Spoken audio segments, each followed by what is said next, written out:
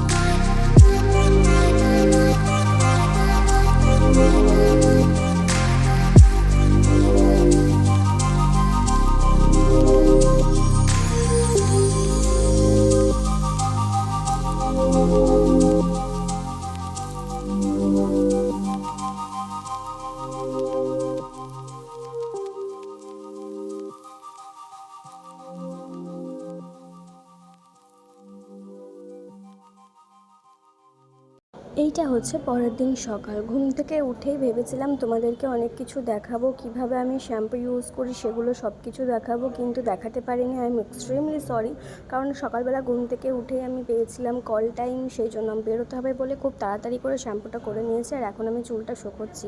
চুলটা শুকানোর সময় অবশ্যই মাথায় রাখতে হবে যে হিট যেন না লাগে। আমি যখন চুল শুকাই তখন কিন্তু আমি যে কুলিং এফেক্টটা হয় সেটা দিয়ে আমার চুলটা শুকায়। একটু সময় লাগে, কিন্তু তাও আমি কুলিং দিকটা দিয়েই মানে কুলিং এয়ারটা দিয়েই শোকাই। আর বেসিক্যালি বেশিরভাগ সময় আমি চেষ্টা করি যে ড্রায়ার ইউজ না করার, বাট যেহেতু তাড়াহুড়ো থাকে অনেক সময়, সেই জন্য ড্রায়ার ইউজ করতেই হয়। তো এখানে আমি ড্রায়ার দিয়ে ভালোভাবে চুলটা শুকিয়ে নিচ্ছি। আর এরপর আমি ইউজ করছি একটা সিরাম, স্ট্রিক্সের। এই সিরামটা আমি রিসেন্ট ইউজ করছি। এর আগে আমি যেটা ইউজ করতাম স্ট্রিক্সেরই, যেটা ব্লু কালারের হয়, সেটা ইউজ করতাম, তো ওটাও আমার বেশ ভালো লাগতো। রিসেন্ট এটা ইউজ করছি, এটাও আমার খুব একটা খারাপ লাগছে না। তোমরা ইউজ করে দেখতে পারো, এক একজনের এক এক রকম হয়তো শ্যুট করবে। তো যাই হোক, ভুলভাল কথা বলছি, তোমরা কিন্তু জিনিসটা অ্যাডজাস্ট করে নিও। হ্যাঁ, আমার চারিদিকে এখন অনেক লোকজন, তাও আমি একটা সাইডে এসে চেষ্টা করছি যে ভয়েসটা দেওয়ার। তো এখানে দেখো, মা আমাকে বলছিল যে তোর চুলের ফুল লুকটা দেখা। তো এখন দেখো, আমি একটু স্লোমো করে তোমাদেরকে আমার চুলের ফুল লুকটা দেখাচ্ছি।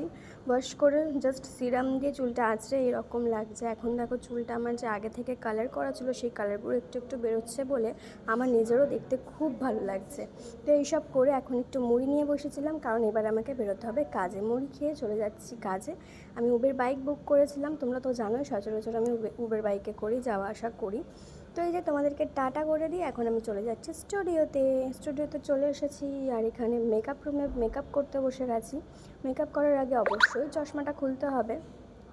চশমাটা খুলে নিলাম। মেকআপের পরও চশমাটা পরা যায় না, তবুও আমি থাকতে পারি না, আমার চোখে ব্যথা করে, আমার তো অনেক পাওয়ার, সেই জন্য আমি চশমাটা পরে নিই, পরে আবার ওই জায়গাটা ব্লেন্ড করে নিই। তো এখানে দেখো, আমার অর্ধেক মেকআপ চলছে। তোমরা সবাই খুব ভালো মতন জানো যে আমি খুব একটা মেকআপ করতে পছন্দ করি না। আর আজকের এই যে লুকটা তোমরা দেখছো, এটা আমার খুব একটা পছন্দ হয়নি। কারণ হচ্ছে, আমি যেহেতু একটু হালকা মেকআপ করি, আমি যদি নিজে কোথাও যাই বা বাড়িতে থাকি নর্মাল, তাহলে তো তোমরা দেখতেই পাও যে আমি কীরকম করি। মেকআপ করি না বললেই চলে, একটু লিপস্টিক একটু কাজল দিলেই আমার মনে হয় আমার মেকআপ ডান। আমি যেখানে খুশি গেলেও হয়তো খুব একটা বেশি মেকআপটা করতে পছন্দ করি না, বা ন্যাচারাল লুকটা রাখতে পছন্দ করি। কিন্তু আজকের যে লুকটা, তোমরা একটু ক্লোজ থেকে দেখো, আমি তোমাদের দেখাচ্ছি। লুকটা কেমন একটা এক্সট্রা অর্ডিনারি হয়ে গেছে, আমার খুব একটা ভালো লাগেনি। আমার প্যাকআপ হয়ে গেছে। এই যে পেছনে ইন্দ্রপুরী স্টুডিও, আমি যদিও আজকে ইন্দ্রপুরী স্টুডিওতে যাইনি, আমি আজকে গিয়েছিলাম 13 নম্বর স্টুডিওতে, রাঙামতি তীরন্দাজ সিরিয়ালটার নাম। সব ডিটেলস তোমাদেরকে নিশ্চয়ই আমি এতক্ষণে দিয়ে দিয়েছি অলরেডি। তো যাই হোক, এখন হেঁটে হেঁটে বাড়ি যাব, কারণ এখান থেকে আমার বাড়ি খুব কাছে।